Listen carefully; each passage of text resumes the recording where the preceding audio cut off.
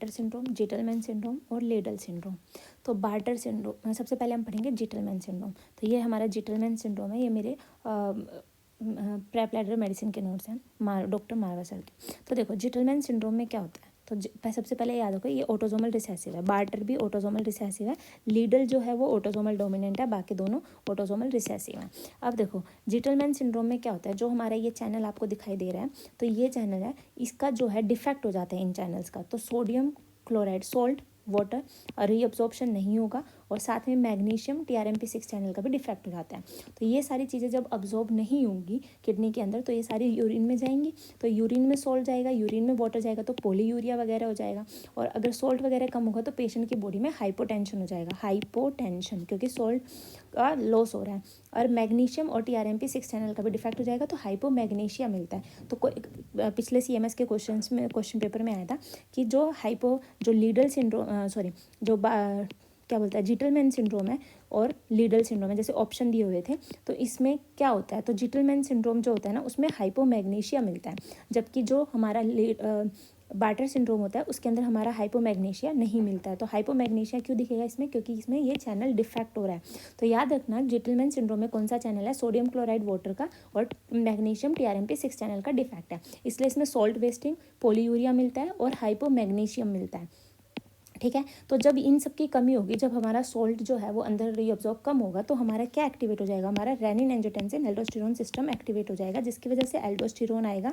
और एल्डोस्टेरोन का क्या काम है, एल्डोस्टेरोन हमारा सोल्ट वाटर को रीअब्जॉर्ब कराएगा और पोटेशियम हाइड्रोजन को एक्सक्रीट कराएगा। तो ये पूरा प्रोसेस होता है हमारा जीटलमैन सिंड्रोम के अंदर, कि उसमें जो है हमारा सोल्ट जो है वो वेस्ट हो रहा है, वाटर भी वेस्ट हो रहा है, पोलीयूरिया हो रहा है, सोल्ट वेस्टिंग हो रही है, तो हमारा renin angiotensin aldosterone system activate होगा, जो एल्डोस्टेरोन है वो सोल्ट वाटर को रीअब्जॉर्ब कराएगा और पोटेशियम हाइड्रोजन का लॉस कराएगा। ठीक है, तो ये हमारा होता है जीटलमैन सिंड्रोम में। अब देखो यहाँ पे क्या लिखा हुआ है, डिफेक्ट इन सोडियम क्लोराइड को transporter and TRMP6 transporter in DCT। ये चैनल कहाँ पे होता है, डायरेक्ट डिस्टल कॉन्वोल्यूटेड ट्यूब्यूल में। हॉलमार्क क्या है इसका, सोल्ट वेस्टिंग और पोलीयूरिया मिलेगा।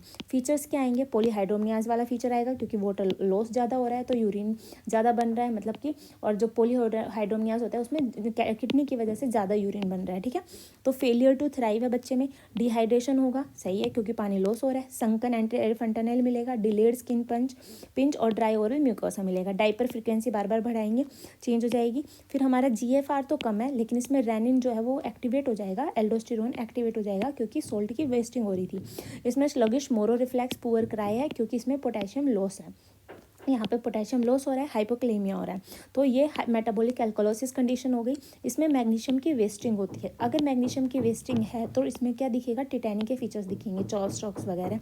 तो रिलीज ऑफ पैराथायरॉयड हार्मोन इसमें डिक्रीज है, हाइपोकैल्शियमिया, टिटैनी के फीचर्स भी इसी के अंदर आते हैं, बार्टर में नहीं आते हैं, क्योंकि बार्टर में जो है हमारा कैल्शियम कम होता है, लेकिन लेस देन 7 मिलीग्राम नहीं हो पाता है।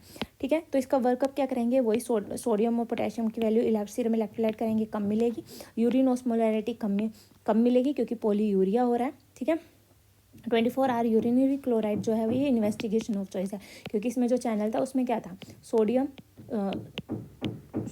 सोडियम क्लोराइड वाटर वाला। ठीक है, अब देखो ये सीरम मैग्नीशियम इसमें कम हुआ है, कोई डेफिनेटिव ट्रीटमेंट की जरूरत नहीं है। इसकी सेम जो सिचुएशन है ये जीटलमैन सिंड्रोम, और जब हम थायराइड एक्सिस में ले लेंगे टॉक्सिसिटी हो जाएगी, तब भी सेम फीचर्स दिखेंगे। तो याद रखना जीटलमैन सिंड्रोम और थायराइड एक्सिस टॉक्सिसिटी में हमें सेम फीचर्स मिलने वाले हैं।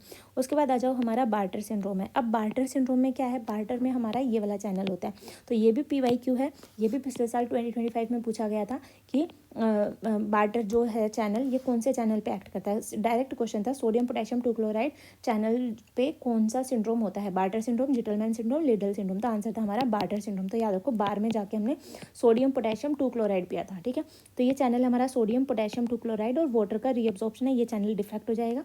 साथ में जो क्लोराइड वाला चैनल है ये भी डिफेक्ट होगा, और ROM के चैनल भी हमारा क्या हो जाएगा, डिफेक्ट हो जाएगा, तो पोटेशियम का रीअब्जॉर्प्शन नहीं होगा। अब इन सब का रीअब्जॉर्प्शन नहीं होगा तो ये सब लॉस हो जाएगा, यूरिन में वाटर भी लॉस हो रहा है, तो पोलीयूरिया वगैरह आएगा, हाइपोटेंशन रहेगा पेशेंट के। तो इसमें भी हमारा रेनिन एंजियोटेंसिन रास सिस्टम एक्टिवेट होगा, जो एल्डोस्टेरोन है वो जाके क्या करेगा, सोल्ट वाटर को बढ़ाएगा, पोटेशियम हाइड्रोजन को लॉस कराएगा। ठीक है, तो इसमें भी हमारा, लेकिन यहाँ पे याद रखना, यहाँ पे हमारा मैग्नीशियम जो है क्या बोलते हैं, मैग्नीशियम पे कोई इफेक्ट नहीं पड़ रहा, क्योंकि मैग्नीशियम चैनल पे कोई डिफेक्ट नहीं है, इसलिए हाइपोमैग्नीशिया नहीं मिलेगा। हाइपोमैग्नीशिया जो है वो हमारा किस में मिल रहा था, जीटलमैन सिंड्रोम में मिल रहा था। ठीक है, इसमें कैल्शियम की वेस्टिंग हो रही है बट लेस देन 7 नहीं है, इसलिए इसमें कोई टिटैनी के फीचर्स नहीं आएंगे। ये डिफरेंस था दोनों का। अब देखो बार्टर सिंड्रोम में क्या लिखा हुआ है, ऑटोसोमल रिसेसिव है। ये फीचर जो है ये मिमिक कर रहे हैं लूप डायूरेटिक्स की एक्सेस या टॉक्सिसिटी में। वो कर रहा था थायराइड की उसकी टॉक्सिसिटी में, थायराइड की टॉक्सिसिटी में, और ये हमारा कर रहा है हमारा लूप डायूरेटिक्स की टॉक्सिसिटी में। ठीक है, लूप लूजेस कैल्शियम इसमें होता है ना, ऐसे करके।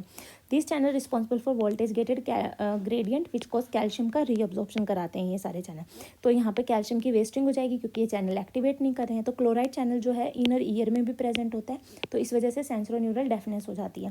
मैनिफेस्टेशन क्या आएंगे इसमें, सॉल्ट वेस्टिंग हो रही है, पोलीयूरिया, ठीक है, पोलीहाइड्रोमनियाज हो जाएगा, ठीक है, एस एंड डेफनेस, सेंसोन्यूरल डेफनेस मिलेगी क्योंकि क्लोराइड चैनल कहाँ थे हमारे, इनर ईयर में भी थे। फेलियर ऑफ थ्राइव है। अब डिहाइड्रेशन भी हो रहा है, संकन एंटीफंटना, डिलेड स्किन पिंच दोनों में मिल रहे हैं, सही है। उसके बाद देखो डाइपर फ्रीक्वेंसी बढ़ जाएगी, एल्डोस्टेरोन एक्टिवेट होगा, पोटेशियम हाइड्रोजन का लॉस हो जाएगा, हाइपोक्लेमिक एल्कोलोसिस हो जाएगा, पोटेशियम चैनल डिफेक्ट हो गया, हाइपोक्लेमिया सीवियरिटी इंक्रीजेज देन जीटलमैन सिंड्रोम। तो बार्टर सिंड्रोम में ज़्यादा हाइपोक्लेमिया होता है। ठीक है, वोल्टेज ग्रेडियंट कम हो जाएगा क्योंकि कैल्शियम का रीअब्जॉर्प्शन कम हो रहा है। तो कैल्शियम वेस्टिंग है, ये नेफ्रोकैल्सिनोसिस मिल रहा है। तो कैल्शियम जब यूरिन में जाएगा तो फिर क्या होगा, हमारे स्टोन्स बनने के ज़्यादा चांसेस रहते हैं, तो इसमें स्टोन्स वगैरह मिलते हैं। तो renal rickets, delayed dentition, wide open, ये सब इसके अंदर मिलेगा। अब देखो इसमें वर्कअप क्या करेंगे, सोडियम पोटेशियम कम है, यूरिन ऑस्मोलरिटी भी कम मिलेगी, 24 आवर यूरिन क्लोराइड बढ़ा हुआ मिलेगा, कैल्शियम बढ़ा हुआ मिलेगा। लेकिन इसमें याद रखना सीरम मैग्नीशियम जो है ये नॉर्मल मिलता है। तो सीरम मैग्नीशियम जो कम हो रहा था वो हमारा जीटलमैन में हो रहा था और बार्टर में नॉर्मल है मैग्नीशियम। ठीक है, कैल्शियम लोस्ट पेशेंट में सफिशिएंट है स्टोन फॉर्मेशन बनाने के लिए और रीनल रिकेट्स के लिए, बट टिटैनी नहीं होगा क्योंकि लेस देन 7 कम नहीं हो पाता है।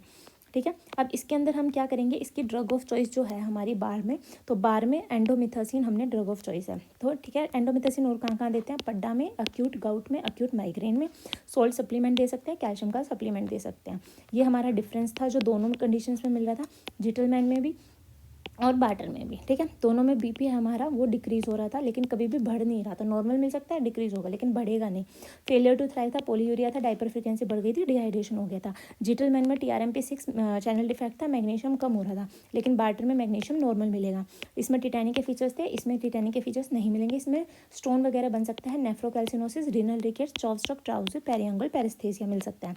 दोनों में सोडियम पोटेशियम का टेस्ट कम मिल रहा था, यूरिन क्लोराइड बढ़ा हुआ मिलेगा दोनों में। इसमें मैग्नीशियम की वैल्यू 1.7 2.5 से कम मिलेगी, लेकिन इसमें urinary calcium 24 hour urine calcium check कर लेंगे क्योंकि वो कम मिलेगा।